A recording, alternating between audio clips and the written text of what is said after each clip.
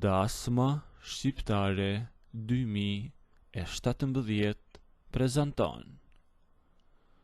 Jam një burr 49 vjeç dhe kam një jetë të tërë që jam përkushtuar mësimdhënies në universitet. Puna e një profesori ka një rutinë të ngjashme. Çdo vit akademik sjell qindra fytyra të reja, të cilët me kalimin e muajve bëhen të njohur. Por më pas përsëri largohen për t'i lënë vendin një brezi tjetër, dhe je i rrethuar gjatë gjithë kohës nga njerëz të ndryshëm, nga leksionet e gjata dhe nga provimet e pafundme. Me kalimin e viteve, mësohesh me këtë rrotullim të pandërprerë dhe mendon se asgjë nuk ka se çfarë të ndodhë më. Por ndonjëherë e kaluara e gjen rrugën e të pa imagjinueshmes për t'u rikthyer. Ajo shfaqet aty ku nuk e pret asnjëherë. E kështu, para shumë vitesh, kur isha vetëm 29 vjeç dhe sapo kisha filluar të ndërtoja karrierën time, pata një lidhje shumë të fortë dhe të thellë me një grua të divorcuar. Ajo ishte pak më e madhe se unë. Ishte një njeri me një karakter të jashtëzakonshëm, e pavarur dhe jashtëzakonisht e bukur. Ne kaluam gati 2 vite bashk, në një marrëdhënie që më mësoi shumë gjëra për jetën time. E në atë kohë, ajo kishte një vajzë të vogël, rreth 3 vjeçe, e për shkak të një procesi të vështirë divorci dhe të rregullave të kujdestarisë, vajza e saj jetonte me ish burrin e saj në një qytet tjetër, mjaft larg nesh. Gjatë gjithë atyre viteve që unë dhe ajo gruaja ishim bashk, nuk pata asnjëherë mundësinë të takoja vajzën e saj.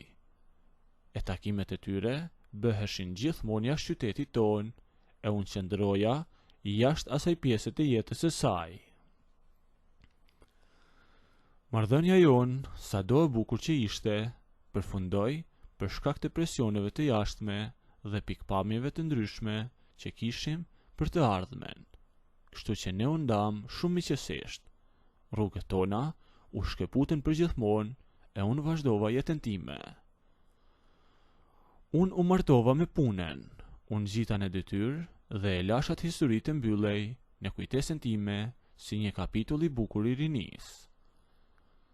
Kaluan plot 20 vite nga ajo, e në fillim të këtij viti shkollor, muajin e kaluar po përgatitesha për ditën e parë të leksioneve me studentët e vitit të tretë. Është një lëndë e vështirë dhe gjithmonë mbahet në amfiteatrin më të madh të fakultetit.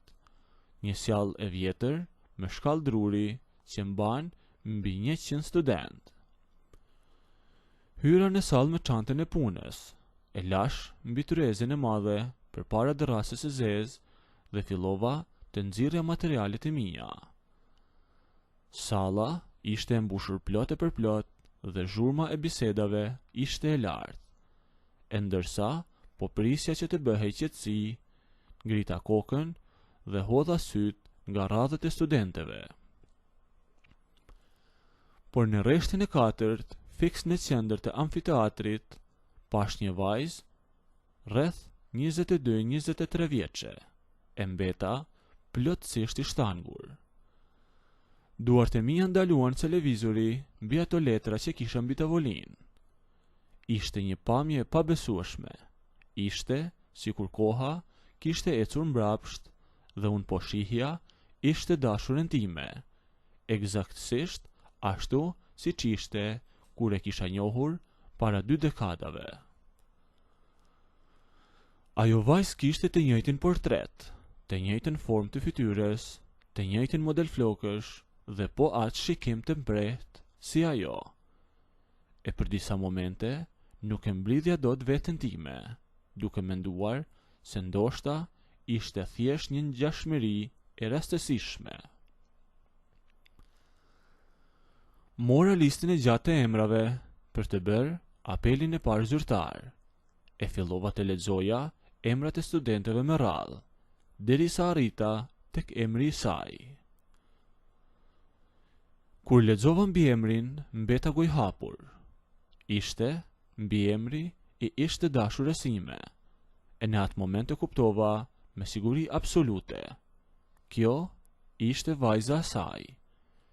Kjo ishte ajo vajza që jetonte në qytetin tjetër, fëmia i gruas time që kisha dashur aq shumë, e cila tani ishte rritur dhe ishte ulur në sallën time si studente e imja. Kjo ngjarje më goditi shumë emocionalisht. Gjatë javëve në vazhdim, sytë e mi e kërkonin atë kudo nëpër sallë. E pa e kuptuar as vet, fillova të sillesha me te si me një njeri të afërt. E ndjeja si detyrim moral ta ndihmoja, ta udhëzoja, pothuajse si të isha unë një mbrojtje e saj. Kur ajo bënte pyetje në leksion, unë ndaloja shpjegimin tim të gjatë dhe i flisja me një zë të butë, duke u siguruar që ajo më të vërteta kuptonte çdo detaj. I jepja më shumë kohë për detyrat, tregohesha më i durueshëm se sa me pjesën tjetër të kursit. E për mua, kjo ishte thjesht një formë nostalgjie, një respekt i heshtur për nënën e saj dhe për të kaluarën time.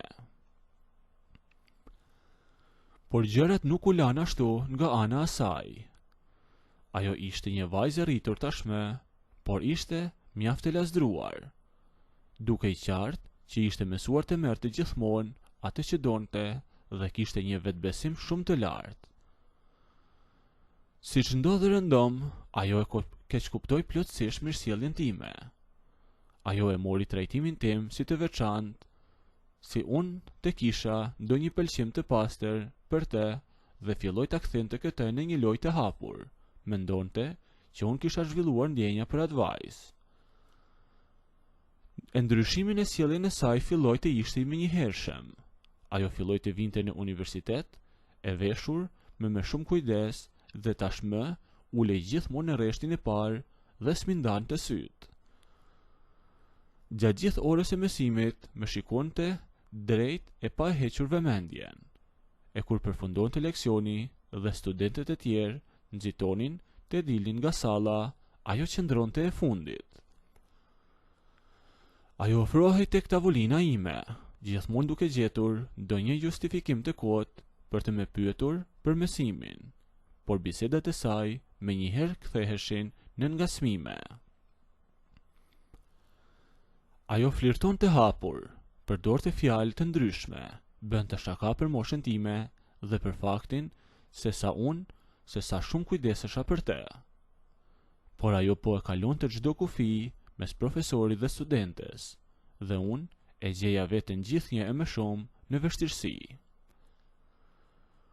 Unë mundohesha të ruaja distancën, por sa herë që e shihja fytyrën e nënës së saj, dhe kjo më çmente plotësisht.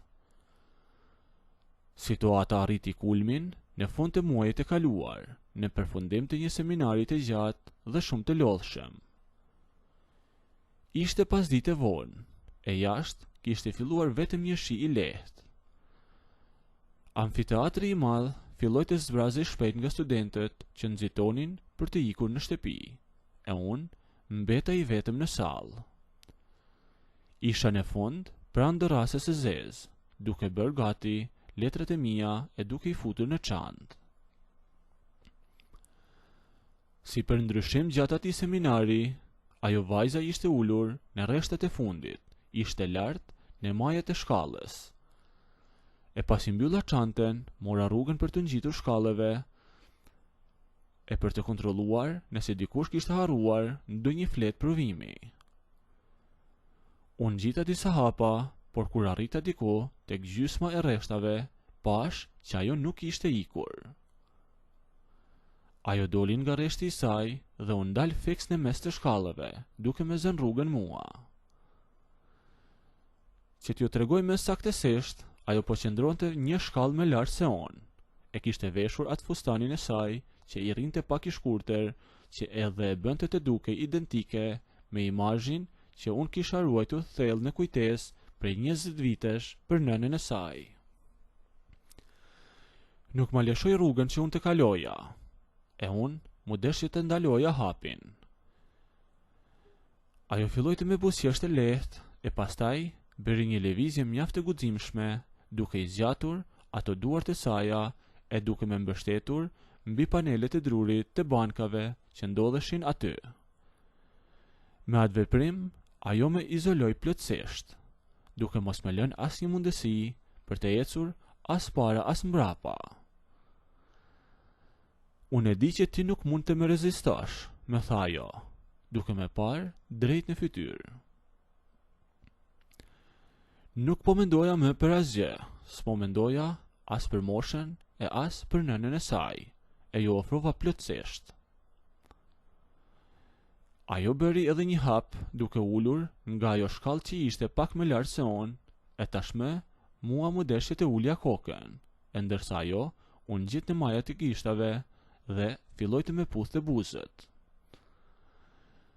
Pas puthjes së parë, unë vrapova direkt tek dera e amfiteatrit për ta mbyllur me çelës, e pastaj ula përsëri tek ajo, e tashmë ula në një karrige.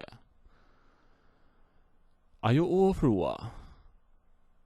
Me erdhi shumë pranë dhe ul, duke me puthur tek gusha ime. Nëse doni të ndëgjoni historinë deri në fund, bëjini videon like, a nëse nuk doni, abonoheni ose bëjni subscribe.